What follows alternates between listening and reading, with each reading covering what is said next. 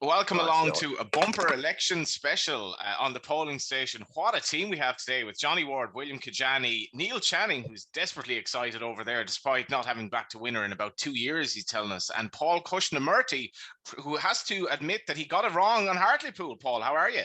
Yeah, I'm very well, apart from that. I've done a complete 180 this morning on the basis of that poll, because there is just no way that Survation...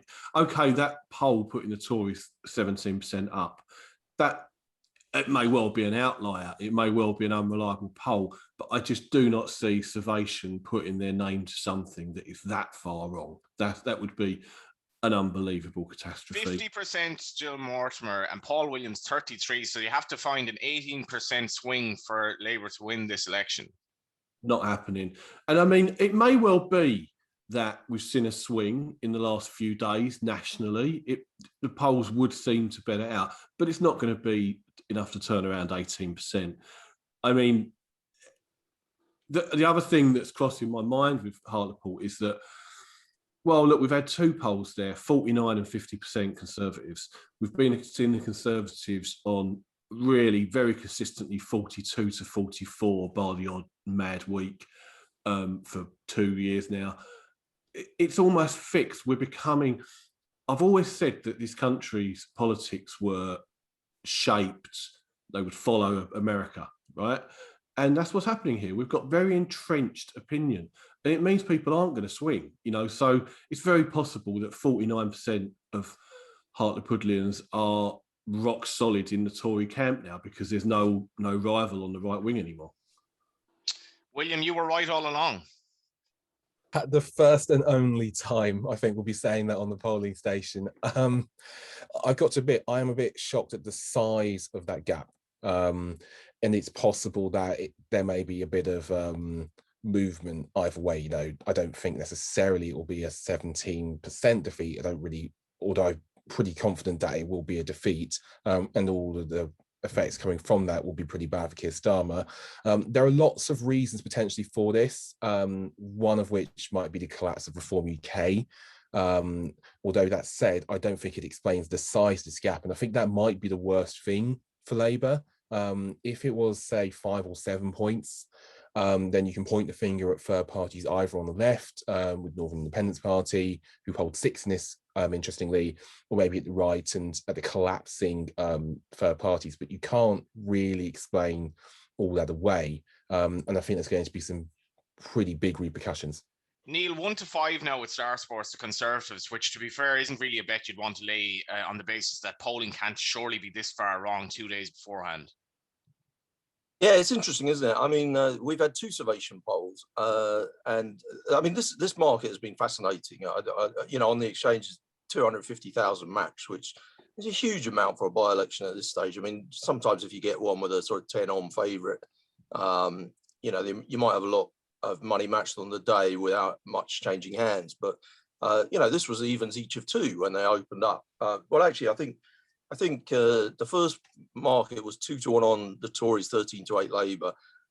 It went evens each of 2. The great Paul Krishmanurty came on and told us that evens was a great bet Labour.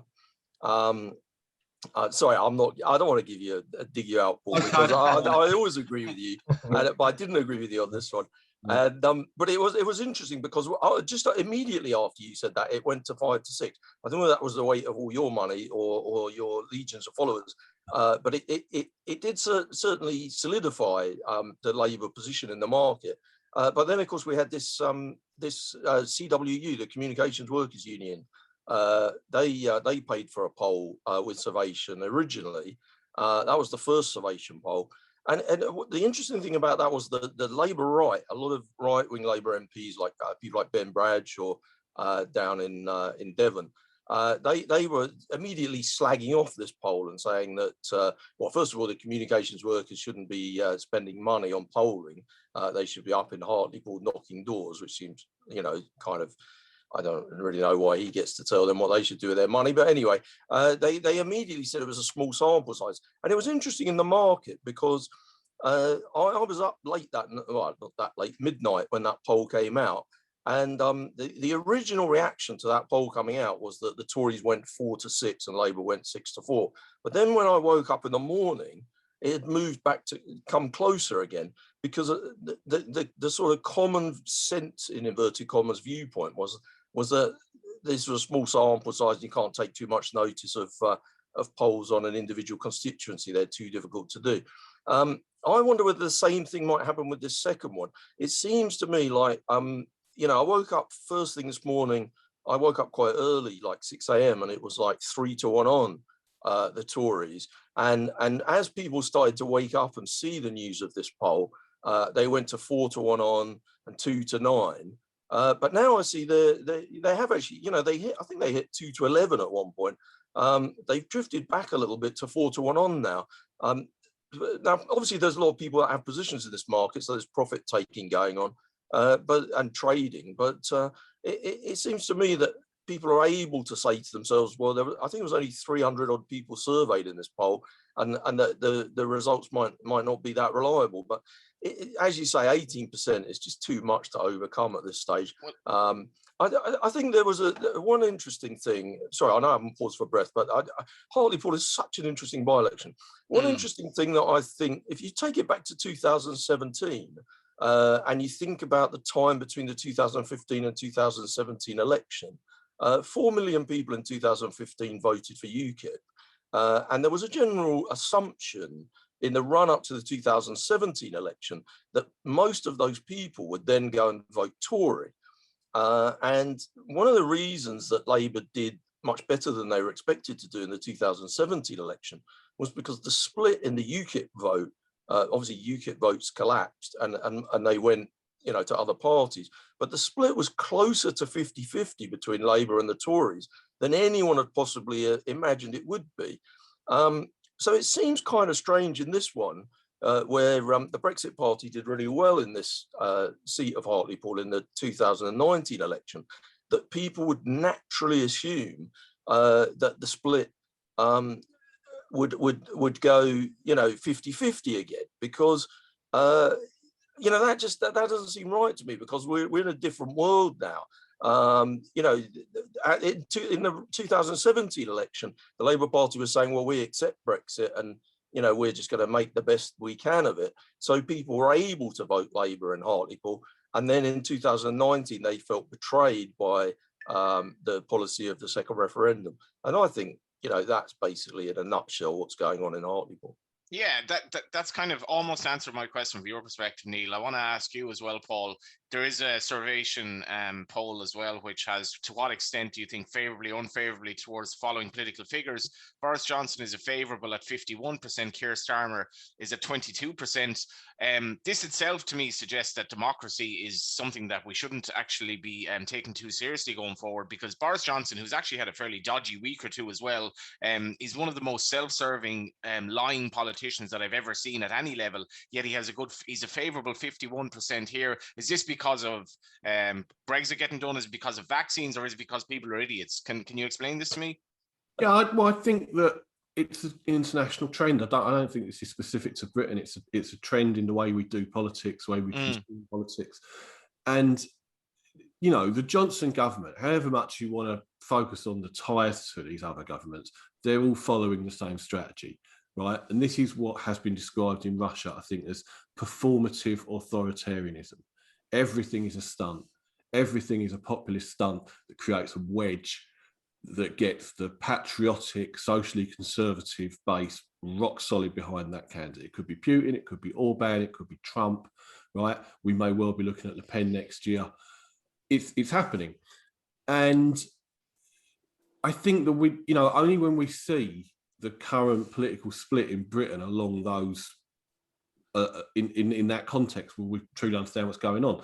You know, look at that poll. You could probably start in Hartlepool and say, if you had to put all of the voters of Hartlepool into either a left or right binary choice segment, it would probably be about 50-50. Yeah. Right. Yeah. And what you're seeing is the Conservatives completely monopolising 49% of that vote, as they are nationally, right? And that is different from all the time that we have known where, you know, and I've been looking at by-elections over the last 20 years, or constituencies elections, UKIP or the BNP are a factor. The English Democrat Party, going way back, the Referendum Party, they take that little sliver of votes that stops the Tories from getting into those numbers. And the non-Tory vote in Britain, you know, or the Remain vote, it's just hopelessly split. It's hopelessly split fundamentally on other core issues, you know, Remainers who are pro-austerity and things like that. You know, you can't getting Labour and the Lib Dems to work together is, you know, it's people have been trying to do it for centuries and we never get anywhere.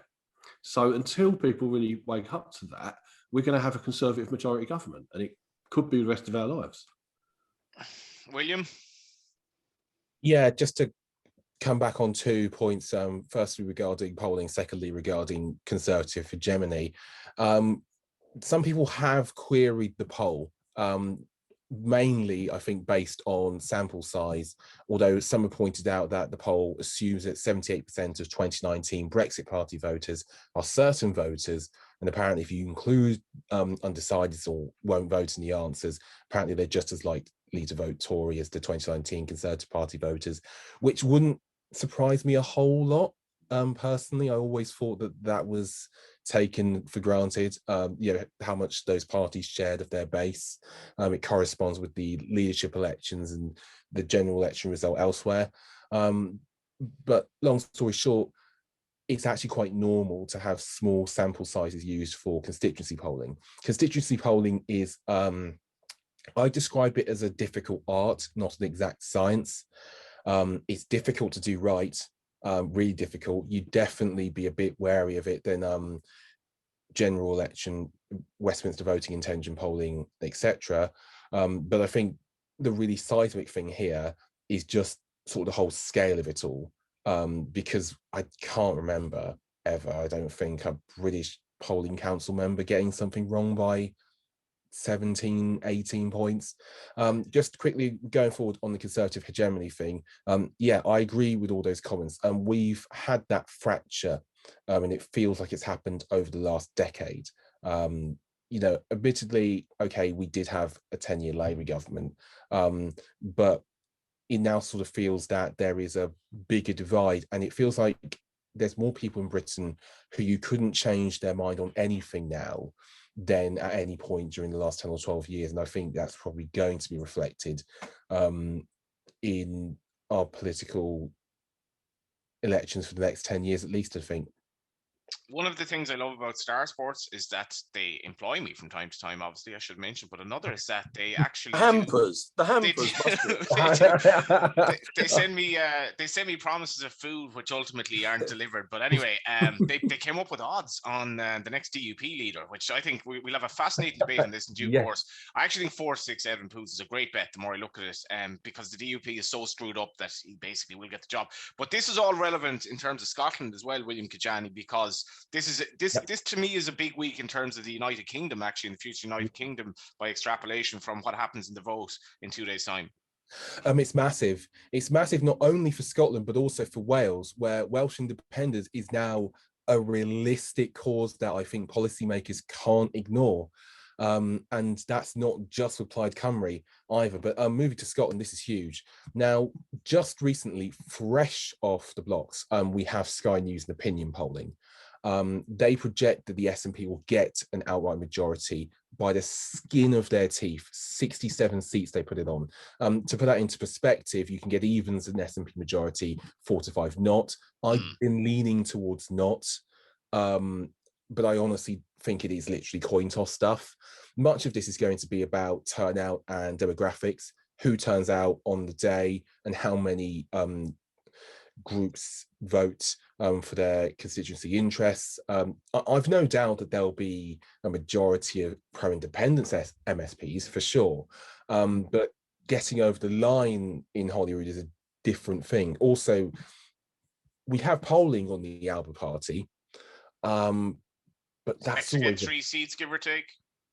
Give or take 3 seats, but the fluctuations are so important on a list vote that it could be 0 and it could be 6. And each one of those outcomes is a big bit of chaos theory here. I mean, my feeling is that the independence movement in Scotland is not going to go anywhere. I think it could rumble on even for another decade. I think it's probably going to go louder, even if those people who want independence are asked to give a more concrete future, especially economically. It didn't stop Brexit, to be fair. It did not stop Brexit. Although I do think that it will have to come with a different Prime Minister than Boris Johnson. The Scots are apparently tied 50-50 on support for IndyRef 2, but 28% want IndyRef within 2 years. So what I think you can take away from that is that there's a lot of hot anger and a lot of motivation, particularly now we've had the effects of Brexit. I really couldn't call it. I know that's a bit of a wimpy view, but I really couldn't call it in terms of getting across the line. Yeah, there's no point having a strong view in something as balanced as this, unless Paul and Neil, can you offer something? Neil, how do you think it's going to go in Scotland? I think something Paul said earlier, it resonates in Scotland, that talking about the progressive, in inverted commas, vote in the UK as a whole being divided. In Scotland, I just think Labour, I think I said it last time I was on. They've gone with a leader in Anas Sarwar who wants to talk about anything other than the referendum. He doesn't believe that they should have a referendum. So he's now fishing in a much smaller pool and a congested pool for his votes, which means that he can't really do well. It's not possible for Labour to regain Scotland if they don't want to talk about the constitutional issues. Yeah. And for that reason, even though the Tories are still pretty unpopular in Scotland, they're probably a good thing. I'm not quite sure what the betting is. It's in the region of 3-3, isn't it? That the Tories come second in Scotland, and Labour for Tories to get the most seats, and you can get second most seats. And you can get 2's Labour for the second. It's 2-2, is it? I thought it was. I think I must have seen 3-3, but I would have thought that given that the unionist vote, basically just goes to the Tories, and the non-unionist vote is split in so many ways. I would have said that, and the SNP is so strong. I just can't see how Labour can come second there. I had another question though, because you mentioned something else, Will, that I was curious to hear, especially to hear what Paul thinks. You said something about turnout. Generally, across all these elections on Thursday, there's a thing that people talk about, which is that Labour are very good at get out the vote. And they're very good at encouraging their vote. They have very good data on where their voters are located, and they normally have a good army of people to help. Now, I'm a big fan of watching the selfies that people take to show the candidate smiling and people delivering leaflets and whatever. Yeah. I've noticed that all the selfies in these elections involve people that would be considered to be, for geeks like us, household names, people you would recognise, MPs, members of the Scottish Parliament, former prime ministers, former MEPs, that kind of thing. There doesn't seem to be any basic, grunts, boots on the street. Under Jeremy Corbyn, Labour had an army of people that wanted to come out and knock on doors. Now, it may be slightly because of the pandemic. It might be because these are, this is not a general election, or it might just be that they're not so enthusiastic. But all the pictures I'm seeing, and whether that be for Sadiq Khan in London or up in Scotland or in Hartlepool, is people that are being paid to go out and campaign. So I don't personally think the Get Out the Vote campaign is going to be as effective as some people say. The other thing that the Tories have, though, is that they have older voters, and those people are way more likely to use postal votes, particularly because of the pandemic. Labour have really been encouraging people to use postal votes. I don't think it's been that successful. I wondered whether you thought that would have any particularly strong effect on Thursday. Labour have been good at getting the postal votes out in previous by-elections. They were very good at it. I agree that there is... I think this is a fundamental problem for the left. I think we have to see the Corbyn experiment in as what it was in a short period of time. Labour has always had this problem. The left, not just in Britain, everywhere, the left has a problem getting its vote out, right? Because they're younger, they're likely to be renters, they're less likely to be tied long term historically to a party, and that's the problem. And I do agree that the only time in really my life in Britain that the left ever got their act together organisationally was 2017. Right, that was the only time when there seemed to be when hundreds of thousands of people had joined the party, etc. Right, and there was a genuine short-term mood for enthusiasm for change. But I think over the longer term, the general evidence was that the new members weren't very active, and ultimately it was more of a collectivism situation. People were temporarily very excited by an anti-austerity party that was anti-war, etc. I don't think that it was particularly effective in 2019, and particularly in places like Hartlepool, where there aren't that many extra members. I mean, these extra members are people living in cities. And again, we're going to see this on Thursday. That's going to be... Well, actually, on that, Paul, how worried is Keir Starmer of a kind of if not so much a bloodbath, but a really, really poor result across the country here? I think. And do you think there'll be a low turnout, and that might be, an indicator of it and a reason for it? I wouldn't bet against that. Yeah. I don't think turnout will be that much different from what we would expect at local elections or at this particular juncture. If you compare it to 4 years ago, or you compare it to any other set of local elections, I don't think Labour are going to do particularly worse. The point is we're mid-term in a Conservative government, engulfed in multiple corruption scandals, and they're doing worse. Labour are doing worse. I mean, that's a terrible situation. And I think the takeaway is going to be, once again, just a reinforcement of these trends. Labour are going to hold London on a massive, massive majority. They're going to hold Bristol. Just on that one, can Sadiq Khan win on first votes, or I don't think he will. I think he's going to get in the sort of higher 40s. You think? I think lower 40s because I just think all the conditions are there for Labour supporters to be complacent, to either not turn out, or for people who are dissatisfied with Starmer to vote Green first preference, Labour second preference. So I tend to think the Greens will do well on that first preference, and Labour will. Just on that note, we actually have a market on Khan's first preference vote share: 6-4 for 45 to 49% recurring, 11-4 for 50% recurring, 7-4 for 40 to 45%. That'll be my one. Yeah. Just on that note, actually, just to run through all the other stuff we got quickly, because we've beefed up our offering. We've got markets for the Bristol mayoral election. Marvin Rees is 10s on to beat Sandy Hall Ruffin of the Greens.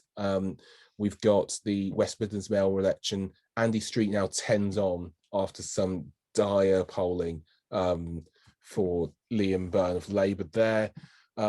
Tracy Brabin, I know I've pronounced that horribly wrong. Brabin, thank you. 33's on to win the West Yorkshire mayoral election, 9-1 Matthew Robertson of the Conservatives. And the West of England mayoral election, which some people have asked about. We are 8-13 Dan Norris of Labour, 7-4 Samuel Williams to the Conservatives, 4-1 Stephen Williams to the Lib Dems, and 50-1 Jerome Thomas at the Greens. I was half looking at that one. Does anyone have any views on that? I haven't, but that is a great market. That I need to look into that. I like that one a lot. Let's get something you have views on. Shall we wrap up with a couple of selections or none at all from the two lads, starting with you, Paul? I'll go Sadiq Khan to get 40 to 45% at 7-4, and I'll go SNP to not get a majority at 4-5. I think that the unionist vote will be far better organised tactically this time, and it will stop them on. And there's just enough factors to stop the SNP getting there. Neil? Did you say the Tories are 2-on to come second in Scotland? Sorry, 7-2 on. Oh, I thought you said 2-on. I was getting very excited then. Oh, sorry. That would have been my bet. In fact, that would have been the remortgage job. I think last time I came on, I said most seats in the election, in the next general election, Labour were, the Tories were too big. I can't remember what price I suggested at the time, maybe 4 to 5. They're more like 8 to 13 now. I can't see how they should be any bigger than 2 to 5, really. Completely agree. 4 to 7 for Tories both seats in the next general election, whenever it's held. It's a crazy price. I mean, at the end of the day, I know we've had a slight change in the polls, possibly because the data was collected after the kind of latest sleaze stuff. And there was a 2-point poll and a 4-point poll recently. But it was only 2 weeks ago, we had a 14, a 10 and an 11. The boundary changes will be coming in the next 6 months. There's a good chance they bring in compulsory voter ID. And, you know, that point that you made earlier, Paul, is a great point, that we have got, you know, basically on the right and the left, we've got 2 large icebergs of electorate. And the idea that you can return to 1997 with the idea that if you just move slightly to the centre on a few policies, people would jump from one party to the other, is just about as sensible as Robert Peston suggesting that the DUP could pick a leader who might get some of those floating Sinn Féin Didn't voters. quite say that, but yeah. We are in a bit of that situation, though, where we've got 2 huge immovable forces, and it looks like the immovable force that is the kind of Labour voter that will never desert is around 33. Sometimes it's as good as 38. Sometimes it's as low as 28. And the immovable force of the Tory voter that will never leave them is definitely over 40. These things are not changing any day. The other large demographic thing that, you know, just keeps on getting stronger for the Tories, and I think you mentioned it, Will, but it's a good point. You know, the split of where the Labour voters are demographically in the country. Labour has a younger bunch of voters. The Tories have an older bunch of voters. The Tory voters tend to live in small towns, and the Labour voters tend to live in big cities. If you live in a place like Hartlepool and you get a good education, you go to a big city and get a decent job. If you can't do that because you didn't manage to get as good an education, you stay in Hartlepool and you're disillusioned, and your answer is probably to not vote. Whereas if you're older and you live in Hartlepool, whether or not people call you working class because your granddad worked in a coal mine, if you own your own house and you've got a decent pension and you've been insulated from a lot of the post-2008 situation, you're going to vote Tory. And all that nonsense about ABC and CBD and all that when they're talking about class in this country is just utter rubbish. You know, people that own their own properties and are retired, they're not working class. And, you know, those people, there's a higher proportion of those in places like Hartlepool than there are in places like Hackney. That is a fascinating point. Sorry, briefly, Paul. Just that's right. Though we're in a culture war now. The old labels don't really apply anymore. Right? We can't think that way, and it's a 50-50 split. On one side, is very well organised and very well motivated, and people are living in echo chambers now. People are looking at their own timelines. But all of those things are only going to solidify over the next few years. So, you know, I know it's a long time to tie your money up, but if you have a bet on the next general election now, there's only one way that market's moving.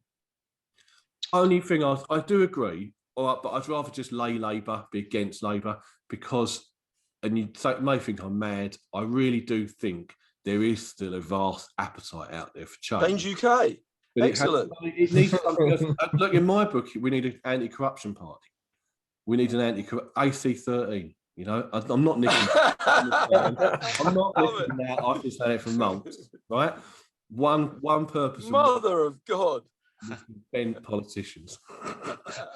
Lads, that a bit of a line of duty end to the episode there. Albeit not Ben coppers, Ben politicians. It's been brilliant having you on, Paul and Neil. We'll have to do this soon again. I can't wait to talk DUP with William Kedjanyi as well. And enjoy the elections, guys. Cheers. Cheers. Thanks, guys.